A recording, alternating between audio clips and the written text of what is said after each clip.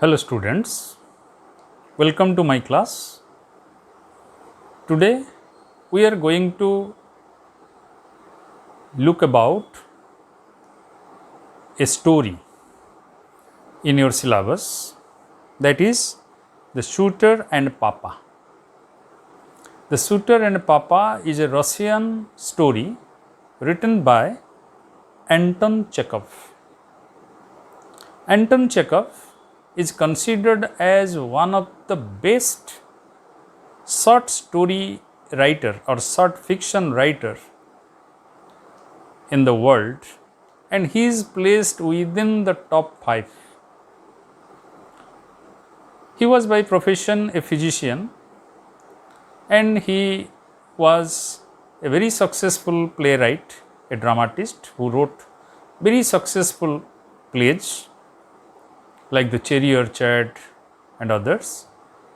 And also he wrote more than 400 short stories which are immensely enjoyed by all the readers all over the world, going through the translations in almost all important languages of the world. So you can imagine that Chekhov as a storyteller was a fabulous one, and who has become immortal through his stories, through his characters. His characters are immortalized by their realities. Chekhov was a realist, and sometimes in his stories, in his fictions, he also went for the stream of consciousness. But the most important factor of his story is the use of irony, humor, and excellent characterization with a neat plot construction. So today's story, The Shooter and Papa, it is also a short story having only 2 characters interacting in major part of the story, and we come across only 3 important characters. The protagonist or the hero of the story is Pyotr Petrovich Milkin, who is a young man and who is in a government job, and there are 2 more important characters. One is Kirill Trofimich, or he is also the court counselor. He is the counselor in the court, law court, and his daughter Nastya Kondarskin, or Anastasia Kirillovna. And there are some few friends of our Petrovich in the story, at the beginning of the story and at the end of the story. The Dr. Pituev. And now we will see that the story begins with the friends of Petrovich teasing him. They are teasing that you are going to throw a stag party. Stag party means the modern day bachelor's party, that before marriage the young men, they throw a party to which only his unmarried friends are invited. And Petrovich is reacting that from where you have heard about my marriage, and they are telling that everybody is saying so and everything goes to show it, no use covering up. So you are hiding, but everybody here knows that you are going to marry. Whom you are going to marry? Everything goes to show it you spend whole day with Kondraskins, that is the family of Nastya, and most of the time, every day, every evening, you go with Nastya Kondraskin, and she is the only one you take bunches of flowers to. So, every evening you are taking flowers to her, every evening you are going to her home, and you are also walking out with Nastya, and we see everything. I met Nastya's father the other day, and he says it is in the bag and the wedding will take place as soon as you move back to the town from the country. As you will be transferred from the countryside to the town, you will get married. Here there is no mention of which town, which country. So Chekhov's style of writing is like that. He simply gives a space, a place that can be any place in the world, because he writes very realistic stories about the real life of common man, and particularly the middle class, and all their anxieties, their complexities, their problems, all these things they come out. So here in the story we begin with the friends teasing Petrovich that he is going to marry, and Petrovich is not revealing, but they are telling everybody knows, and even one of the friend has already met the father of the girl, and the father has already said that the wedding is coming. God bless you. I am glad for Kondraskin's sake rather than yours. And the friend is telling, I am happy for the Kondraskins. Why? Because the fellow, the father is having 7 daughters. So, definitely the father of 7 daughters will think that if he can find suitable young men or suitors to give up at least some of the girls. So, he is telling, I am happy for them, because the poor fellow has got 7 daughters. 7, that's no joke. But Milkin is not accepting. He is telling, that is the 10th one who has told me I am marrying Nastya. That you are the 10th friend who is telling me I am going to marry Nastya. How did they work out that damn them? So he is thinking to himself, how my friends could know? No, it is time to stop these rumors. It is definitely time, or before I know where I am, they will get me hitched. The menaces. I will drop in tomorrow and sort out with the blockhead of a Kondraskin so that he won't hope in vain. Hey ho. So he is telling, tomorrow I will go to the father of the girl and I will be simply telling that they shouldn't have any hope for me. That means I am not going to marry their girl. Why they are spreading all these rumors? I am not going to marry. Or even if I had some intention, I am not going to marry this, because already that has been publicized by this family. So Petrovich suspects that the family intentionally publicizes his relationship with Nastya, and with the pressure of the society and friend, he is going to marry, and he reacts, he rebels against that. So the very next day, he goes to the court councillor Kondraskin's study, and he is telling, and Kondraskin is very happy, the father is very happy. He is telling, Pyotr Petrovich, how are we getting on? Missing her? Nastya will be here in a jiffy. So he is telling, Nastya is not at home. Have you come to meet her? She has gone out. She has gone to meet the Gushevs, and she will be coming back. But Milkin is telling, no, I have not come for Anastasia Kirillovna. So Nastya Kondraskin and Anastasia Kirillovna, these are the 2 names of the same girl.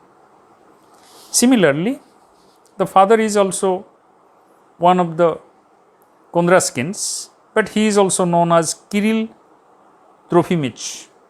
Then why two names are there? Because it is a practice in old Russia, because Chekhov wrote in the last part of the 19th century. So, in those Russian people were having more than one name which was given by their father, and another was the name given by the legacy. They were having the legacy. So, sometimes both the names also overlap somewhere, but sometimes they become very different. So, in this way we are having two names. So, do not get confused that there are two people with whom Petrovich is in love. No, Nastya and Anastasia. Anastasia is a variation of Nastya, which is known as patronym in Russia. So, in this way the two names are there. So, he is telling, I have not come for her, but I have come to discuss something serious with you. And the father is telling, then what you want to discuss? Then he is telling, I am very briefly telling you, in a very nutshell I am telling you that I am leaving tomorrow. I am leaving this place tomorrow. And the father is surprised, how you are leaving? And he is telling, okay, thanks for your cordial hospitality, and your daughters are so nice, but I shall never forget the moments. So, he is trying to take farewell from the father, but the father is reacting. He is telling, allow me. Of course, every man has right to go away. You can do whatever you please, but my dear sir, you are evading the issue. You are avoiding the issue. The father is blaming him. You are avoiding. And Petrovich is telling, what am I evading? He is telling that you have been coming here all summer, eating, drinking, chatting to the girls morning, noon and night, and then suddenly it is I am leaving. So there, that means you are cheating, you are betraying. That is the accusation of the father. And the father is also elaborating that who comes to a girl's family every day for dining? It is only the suitors. Who spends every day some time with the family and the girl? Sure, definitely anybody in the society will think that you are in love or you are going to pursue. So, in this way the father is telling, we thought that you are in love, you are going to marry. So, that is very simple. But Petrovich is telling, Anastasia Kirillovna is very nice, a fine young lady. I respect her. I couldn't wish for a better wife, but we don't share the same convictions and views.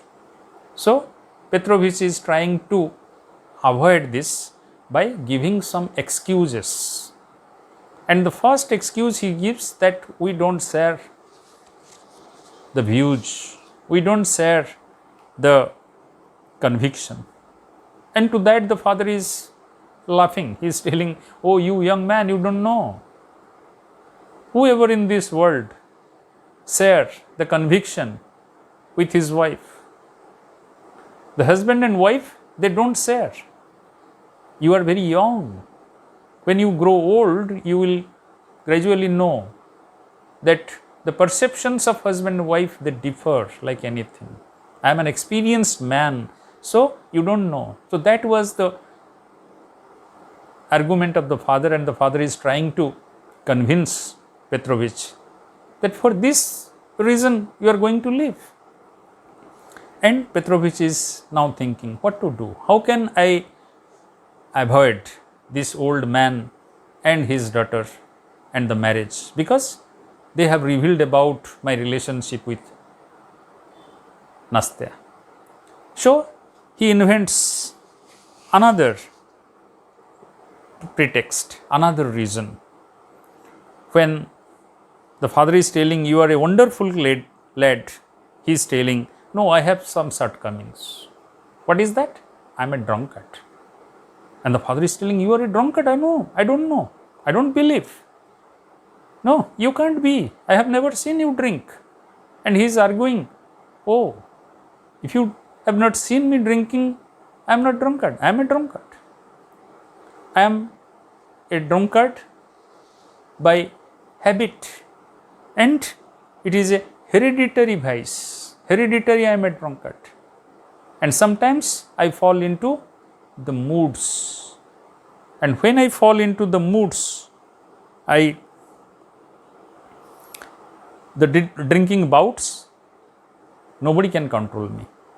And he thought, by telling this, the father will be reluctant to give his daughter in marriage and he will be free. But then the father is telling, you are drinking, okay, you are having drinking bouts, but I think that can be managed. And you are such a nice young boy and you go on drinking bouts, I don't believe. So Petrovich is inventing another reason, another pretext. What is that? He is telling, I take bribes. And the old man smiles. He is telling, who doesn't take bribe in Russia? Bribe taking is common. I don't find any offense in that. Then Petrovich is telling, I have been responsible for embezzlement. Embezzlement means misappropriating the designated money. And the father is telling, how much you have embezzled? It must be a small amount. And he is telling, no, I have embezzled 144,000 rubles. It is a big amount. And for that, they may send me to Siberia. The father is telling, then you are going to Siberia. Okay, then there is nothing to be done. God be with you. So the father is telling, okay, then I can't help. I can't give my daughter in marriage to you if you are being punished and sent to Siberia. Because in Russia, Siberia is the coldest place in the world. And people who are punished, they are sent to Siberia and to do the penal servitude there. So now the young man is very free, he is feeling free and relaxed, and he is just trying to take his hat and go away. But then the father is telling, okay, just a minute. I think if Nastya loves you, she could follow you there. If my daughter is in love with you, she could follow, because love means sacrifice. She can take the sacrifice. She can live with you in Siberia. And I would go there myself if it were not for my family. I also like that place, Siberia. It is such a beautiful place. So even if you will be punished for your embezzlement, misappropriation of money, and be sent to Siberia, you can marry my daughter. My daughter can go there and you will have good company. Then the young man is thinking what to do. So he is telling, I am also an accused of forgery. I have forged some documents. This is a serious crime. So they will be trying me not just for embezzlement but for forgery as well. But the father is telling, punishment is same. For embezzlement, you have to go to Siberia. For forgery, you will go to Siberia. So punishment is same. So nothing to worry. My daughter can marry you and go with you to Siberia, and I can visit there you. So now the young man is in trouble. What to do? How could I make this old man just relieve me? How he will be dissuaded from his trap of trapping me into the marriage? So the next excuse he is bringing out is that I am a runaway convict. He is telling, if I will tell you the truth, you will be appalled. You will be simply can't believe. I am a runaway convict. I have run away from the jail. So it is a more serious crime. And if the police comes to know, I'll be simply put within the confinement. So how can I marry your daughter? And then the father is asking, if you are a runaway convict, why the police is not arresting you? And he is telling, I have taken an alias, means a pseudonym, a duplicate name. Then he is telling, you are doing the job. And you are a convict. You are having alias. So, if you are a runaway convict and nobody can recognize you, it may happen that throughout your life you will not be found out. So, what is bad in marrying my daughter? You can marry my daughter. So, whatever pretext the young man is bringing out, Petrovich is bringing out, the father is initially getting shocked, but then the father is recovering to convince that no, you can marry. Marriage can take control of it even in these situations. And finally, Petrovich is totally frustrated. He wants to, now he really wants to break away. So, he is telling, I am mad. And the father of the girl is telling, you are such a fine young man. You are so logical.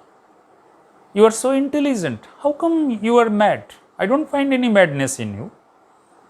And Petrovich is arguing, no, there are some mad people who become mad at certain times. After that, they look normal. So, I am one of them. And the father is telling, even if it is that, then also it is okay because you are normal most of the time. And who is not mad in this world? People are mad sometimes in some degrees. And he is telling, he is insisting, Petrovich is insisting, I am a madman. So, legally I am not eligible to marry. So, now the father is telling, yes, that is a problem. You can go.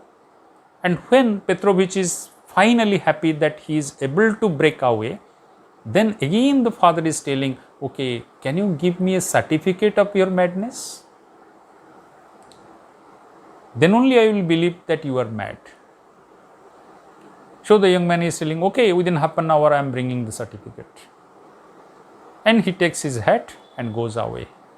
And he goes to one of his friends, calls one of his friend who was fighting with his wife, that is Dr.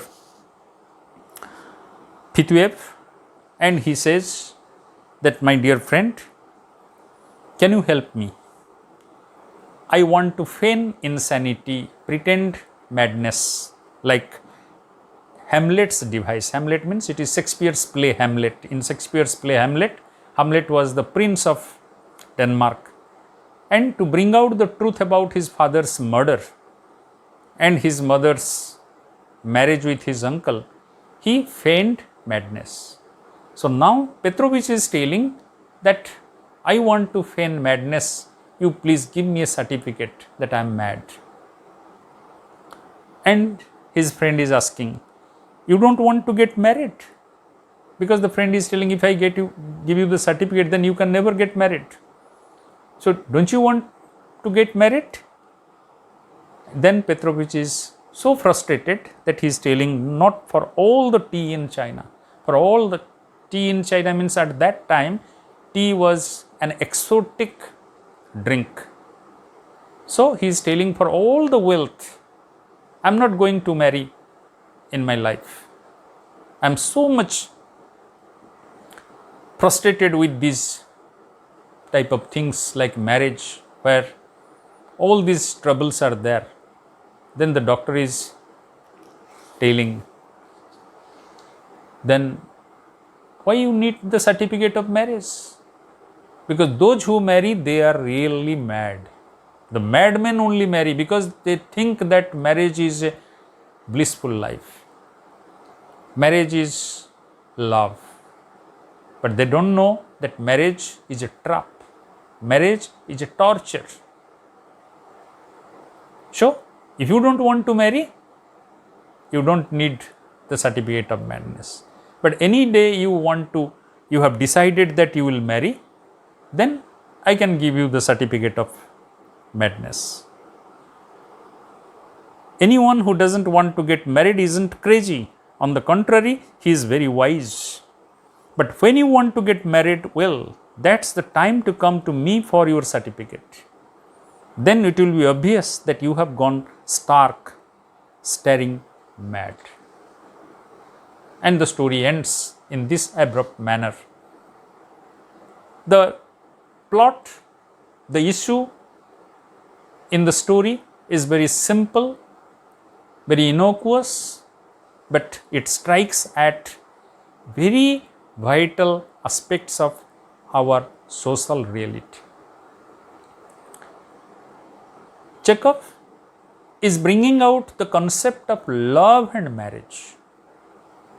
He wants to say that the fantasy about marriage, that it is the epitome of love, it is the final moment of love, that is not. Marriage is something different from love.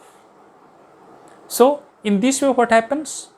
He brings out very fine characters through these pretensions, arguments within the protagonist Petrovich and the court counselor, that is the Kondarskin, and the character of Nastya is totally absent in the story, but she is presented just as an image of attraction, of trap, which is suggested through this story. So, from this story, questions can be asked, different questions can be asked, like, do you think Pyotr really courted Anastasia? Why then did he develop cold feet when it came to proposing her? Why he developed the cold feet? That means he didn't exactly wanted to propose in a public manner, and he found that the family is publicizing everything, and that he didn't like. And the question can also be asked about that what are his pretensions or arguments for not marrying Anastasia.